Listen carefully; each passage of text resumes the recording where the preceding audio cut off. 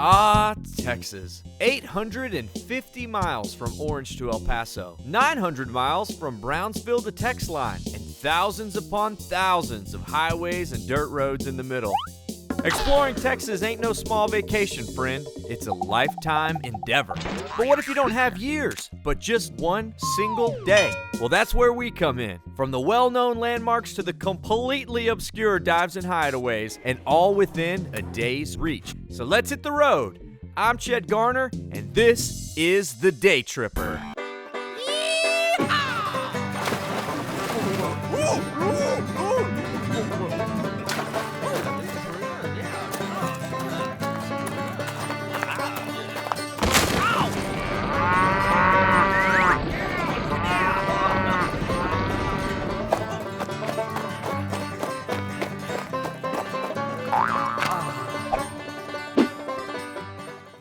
This episode was made for y'all with the help of our awesome partners. Check the caption for more info.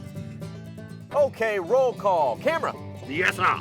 Audio. Yes, sir. And viewers. Yes, sir. All right, very good. At ease, day trippers, but not for long, because very soon we're going to be at one of the largest military bases in the free world.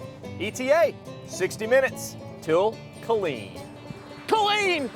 Killeen sits smack in the middle of Central Texas, just over an hour from Austin, and somewhere around 2.5 hours from both San Antonio and Dallas, thanks to good old I-35. While you may have never visited Killeen, and might not even know where it is on the Texas map, Killeen is no small town, with a population now over 125,000 people, and that doesn't even include the area's largest demographic, the additional 70,000 servicemen, women, and families living at Fort Hood. So if everything truly is bigger in Texas, then that definitely applies to this place, Fort Hood.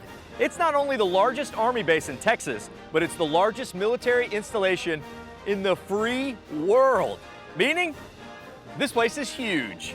And pretty much its own city, which I guess I should. Fort Hood! While this may be a great place for military personnel, it makes for one tough place to visit. You gotta stop by the Visitor Center first. Make sure you have your ID, vehicle registrations, closed-toed shoes, and at least half an hour. Okay, not the closed-toed shoe part. This is a military base, so what do you expect? Security's a little tight. But once you pass the gate, you enter into a totally different world. Fort Hood spans a total of 340 square miles. That's roughly 5 times the size of Washington, D.C. You gotta enlist to see most of it, but luckily there are things on base that even us civilian day trippers can visit. All right, so this is Scott Hamrick, who is not only the director of the 3rd Cav Museum, but also a veteran and from the 3rd Cav. That's correct, Chet. Welcome. Hey, thanks for having us. Well, today's 3rd Cavalry Regiment has its origins as the Regiment of Mounted Riflemen, which was established by an act of Congress in 1846. They became involved in the Mexican War, and then after going to Oregon, were sent here to Texas. In fact, when Texas became a state, the United States government, of course, became responsible for its security. A tough task, given that Texas was almost completely untamed wilderness. But the 3rd Cav served Texas well, building forts all across our state. But the cavalry's toughest task, despite surviving the elements, was surviving the frequent Indian raids. They had to completely change the way they dealt with the Indians tactically, and the Comanches in particular were very, very adept. They were wonderful horsemen. Now, how many soldiers would be stationed at a particular fort, say Fort Merrill? It might be just one company or 2 companies. It could be somewhere around 50 to maybe 100 if the units were at full strength. They rarely were. This one, Company A, when it was relieved from duty at Fort McIntosh in 1853, its strength had been varying from 4 to 16 men. That's pretty rough when you look around and there's 3 other guys besides you. Yeah, that's right. And you've got hundreds of miles to patrol.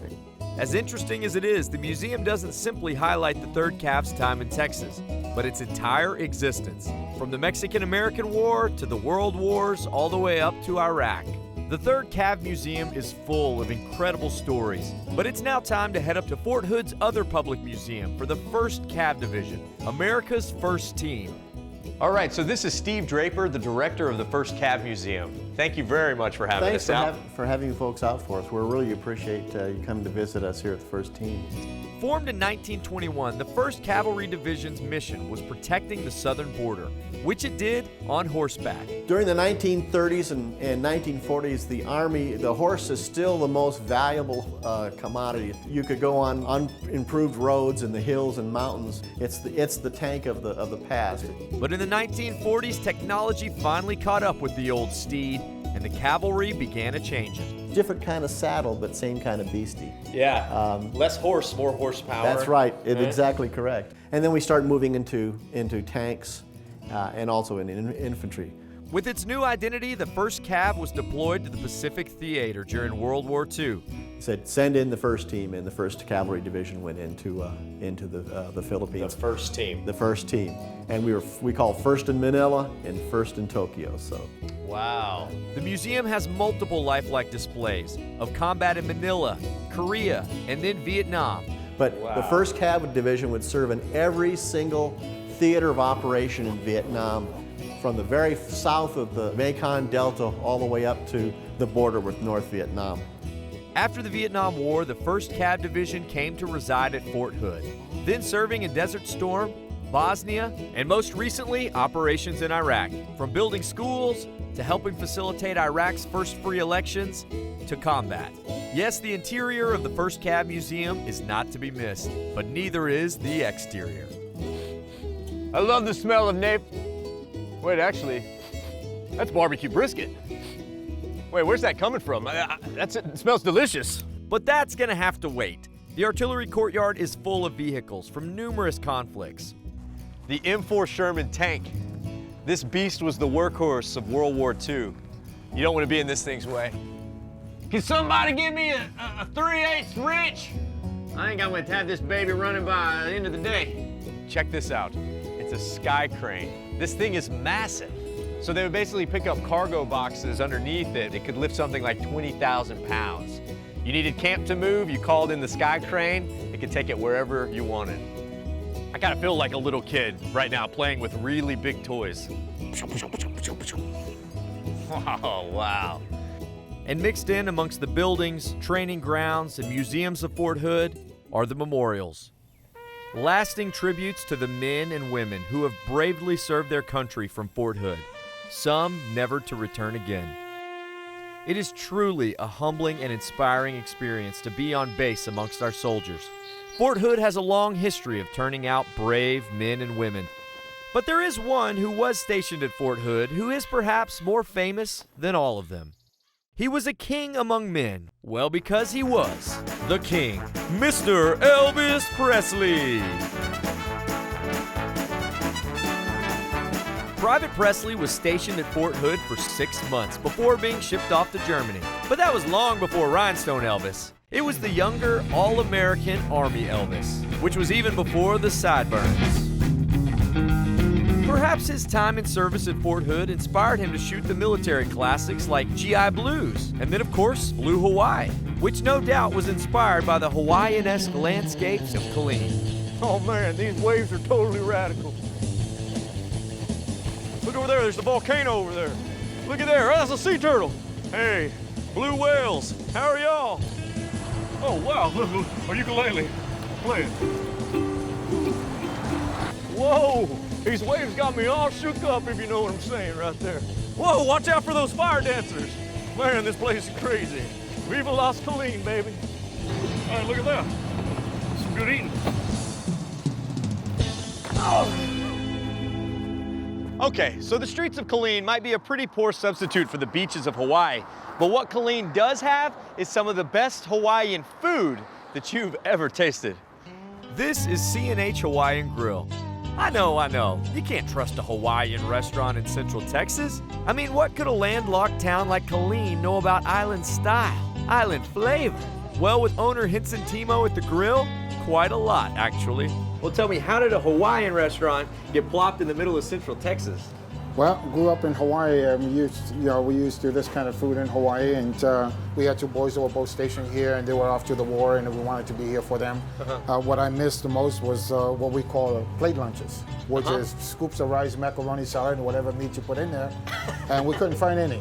So I told my wife, I said, I bet you there's a lot of people here that wish there was a place they can have those kind of plates. So Sure. it tastes very much like the homeland because most of the ingredients we use over here we get from Hawaii. But we use a lot of fresh ingredients like ginger, garlic, and all that stuff. It's all fresh stuff. And That's word great. of mouth really got to the soldiers over in Iraq that we just opened a new restaurant. And so, you know, when they came back, this is where they were coming to. So they're talking about it over in the Middle East, Yes. and then they get back. The first thing I want to do is eat Hawaiian food. Yes, yes.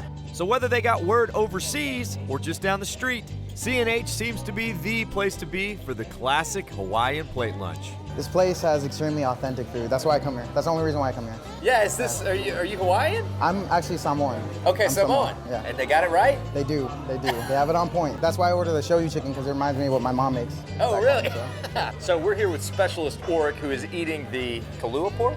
Mm-hmm. Is it good? It's awesome. Yeah? Yeah. Do you have it every time, or you It's my dabble third around? time this week here. Third time this week? Yes. I got Kalua pig, teriyaki chicken, and brisket. And brisket. Yeah. Just sort of thrown in there. Yeah, they wanted to go a little native, to Texas. Yeah, sure, of course. Just mix it all together. Throw some Hawaiian, Polynesian, something on top. Exactly. Boom. I also ate spam musubi, which is like the best way you could eat spam ever. It's Oh, they have spam here. yes. So this is authentic. Yeah, exactly.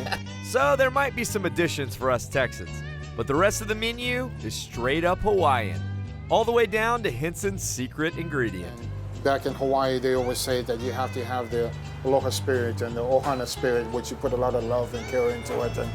And that's kind of like how we got started. And I told my wife, we don't really know how it's going to turn out, but as long as we put out good quality food and reasonable price, people will come. And 8 years later, we're still going. Still going strong. Yes. Well, there's only one thing left, and that's for me to taste the aloha myself. Aloha, yeah. This isn't just a taste of the island, it's a taste of all the islands.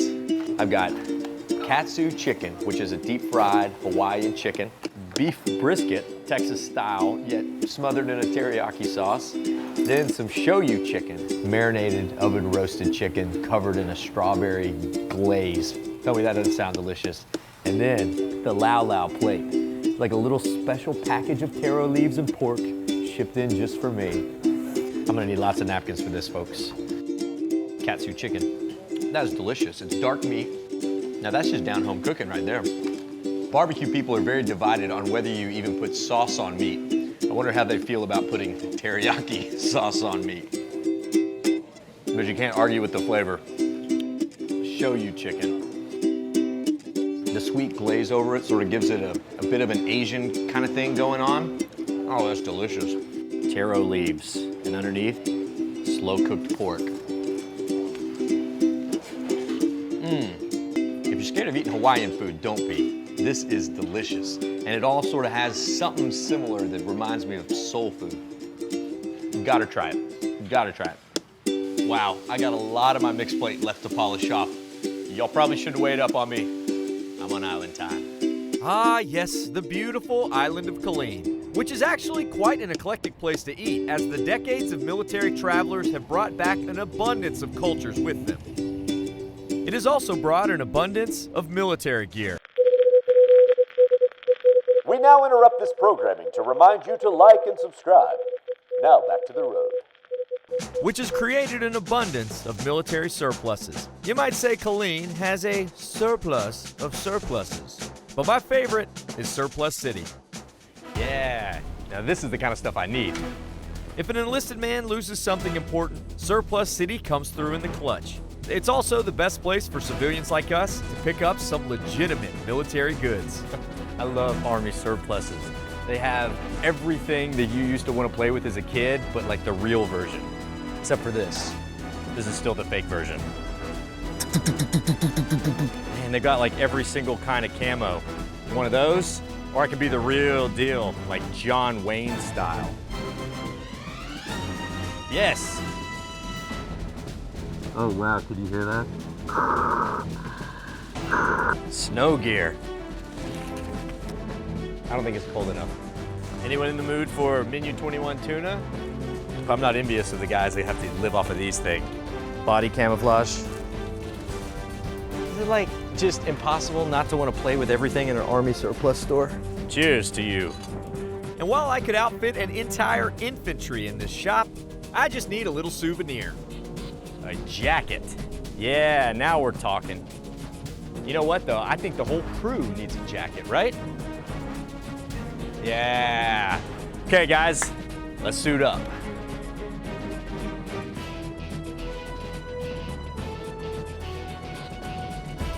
Now if I could only find my name. Well, luckily at Surplus City, that's not a problem. Man, all this gear has me ready for combat, or at least pretend combat. So with the right gear, it is now time to see if we've got the right stuff. At Mandatory Fun Paintball Park, it's time to separate the men from the boys, and the women from the girls, since the entire crew is coming along for the fight.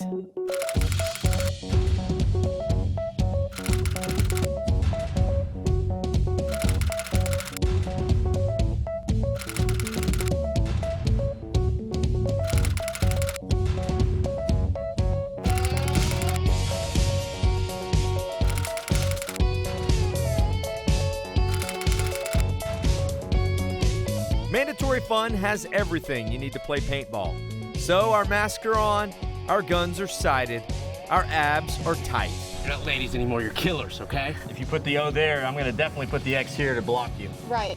Let's do this. The rules to paintball are pretty simple. You get shot and you're out. And you don't want to get shot because, well, it kind of hurts.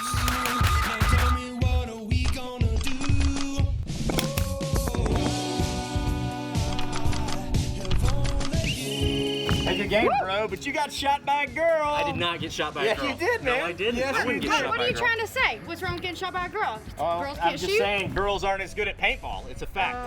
It's on. Boys, girls. It's go. on, let's do this. Okay, okay. Blake, Richie? I don't think this is a good idea.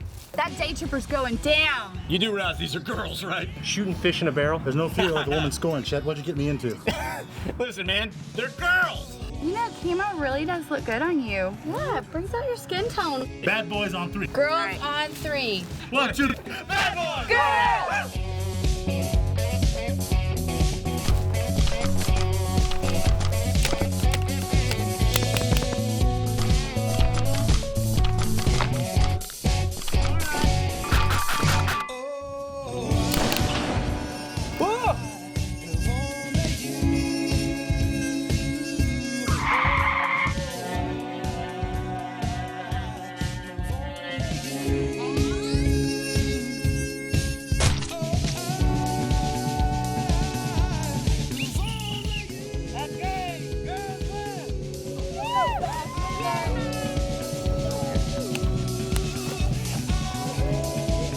Yeah, so maybe I'm not ready for real combat anytime soon. I better stick with Killeen's more peaceful side. Now, don't make the mistake and think that this part of Texas is just about war and violence, because it actually has some beautifully peaceful places too. I'm right here below the Stillhouse Dam, and I'm about to take a hike on the Lampasas River. This little hideaway of trails and hidden beauty is known as Chalk Ridge Falls. It is completely beautiful to hike and completely free. The trails are very well kept and super easy for kids, if you got them. So bring the whole family. Heck, they might even learn something. This trail is actually really put together and it has a whole lot of interpretive guides. Habitat. A habitat is the elements of food, water, cover, and space. All wildlife needs certain types of habitats. The best habitat is one that is the most natural, using native plants to simulate nearby habitat types. Today's word is habitat. Thank you. You see, outdoor learning is fun. But of course, they don't call this place Chalk Ridge Falls for nothing. There it is. Sure, the falls may be small, but after this morning, to me, they mean much, much more. They represent the simple fact that I live in a place where I can enjoy nature's beauty without fear. That I live in a country stable and secure enough to even have things like parks and trails. Places where I am totally free to just sit, think, pray, and love. You see, the truth is it takes army bases to have places like parks. which is just one of the countless reasons I am so thankful for our military service men, women, and their families. So from the bottom of the Day Tripper's heart, thank you. And one of the many things I love about hiking is that you never truly know what lies around the next bend. It's a suspension bridge. How cool is that? Obviously too cool for the crew to pass up. Man, these days never fail to surprise me. And as the day is almost done, we better get moving to our last spot. Seeing as we've ventured outside the city of Killeen, let's explore a bit. While Killeen is the largest city in Bell County, it isn't the county seat. That honor resides with nearby Belton. And while we don't have time to explore all of Belton, we do have time for its barbecue. Welcome to Chef's Barbecue, or as the new folks like to call it, Shachuoipufs. Yeah, but it doesn't matter how you say it, you definitely want to eat it. For almost 20 years, Shuffs has been firing up the pits and turning out the good stuff, which at Shuffs ain't your ordinary run-of-the-mill queue. And who better to know how a Shuff eats than Mr. Ronnie Shuff, who with his wife is carrying on his father's tradition. My dad kind of helped him start it almost 20 years ago. And so, all right. Been in the family the whole time. We've grown it, changed it, and now we cook a lot of barbecue and serve a lot of people over the last 20 years. So walk me through everything you guys have. We've got like chicken, and we've got 4 or 5 different kinds of sausage. We have something that's really unique to us. We serve venison sausage also. Hey. Sirloin steak, some quail wrapped with bacon, marinated with jalapenos. That sounds awesome. The briskets, I know there's some folks that cook the brisket and they like to char the outside where it's nice and black. What we do different about ours is, I call it kind of browning it on both sides for a few hours, and then we actually wrap it in foil. And what that foil does, holds in the juices. So it makes it juicier, tender, falls apart in your mouth. In Texas, there is a traditional way, in my mind, traditionally cooking it over real wood. And I think a lot of other restaurants do it that style, but we always think ours tastes a little better. And the customers definitely agree. You're just about done, man. How was it? Oh, fantastic. Yeah. It's always good. Always. How do you grade it? Oh, it's definitely one of the tops in Texas. Really? Yeah. Really? What should I get? Pig, cow, quail? They got it all. Let me tell you, the sirloin is great. The sirloin is good. The pork ribs are excellent. And the brisket, I mean, you know, the brisket's always good. During summer months, Shuffs packs them in with a free Texas music concert. But tonight, I'm only listening to one sound. And that's the sound of my stomach, telling me it's time to chow. I've done it again. I've ordered too much. Thank you. Oh, I always do this to myself. So let's get started. Man, I'm very excited about these things. Bacon wrapped jalapeno quail. You don't see this anywhere in Texas, or at least I've never seen it. That is delicious. 3 bites, the quail breast was gone. So sad. Venison sausage. It's mixed with just the right amount of pork, and it's got just the right amount of spice. That is delicious. And this chicken has gone all the way up to the Super Bowl, represented Texas barbecue. That is some good eating. Poke ribs. That chicken, that venison sausage, that quail. Man, you're gonna wanna try every single thing. Bring an extra stomach. What a day. Who knew Killeen could make for such an unexpectedly great day trip? But then again, what else would you expect from a city full of America's best and bravest? So to all you soldiers out there, thank you, both for this day and for everything. This is what day tripping's all about. So I'll see all y'all out on the road. Bye con Dios, amigos.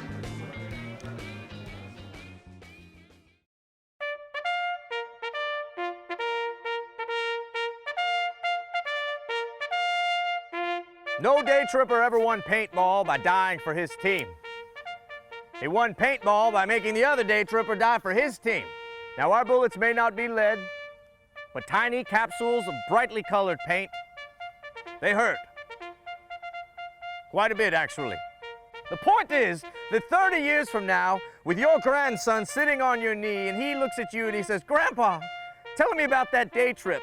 And you can look him proudly in the eye and say, "Son, I was not a real soldier, but I pretended to be one. And I pretended good." That is all. Like a bridge over troubled water, I will lay me down.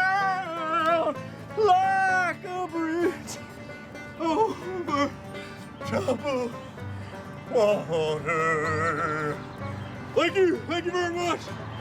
Killeen, Fort Hood, you've been great. I'm gonna go over here and throw up.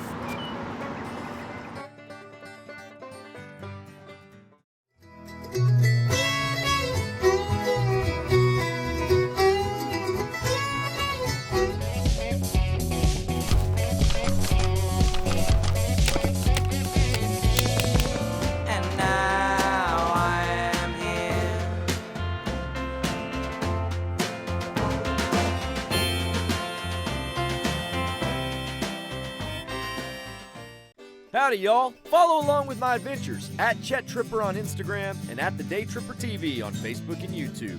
Or head to thedaytripper.com for travel guides, past episodes, and info on our mobile app and Team Day Tripper. This episode was made for y'all with the help of our awesome partners. Check the caption for more info. Howdy, y'all. Chet the Day Tripper here. Thanks so much for tripping with us.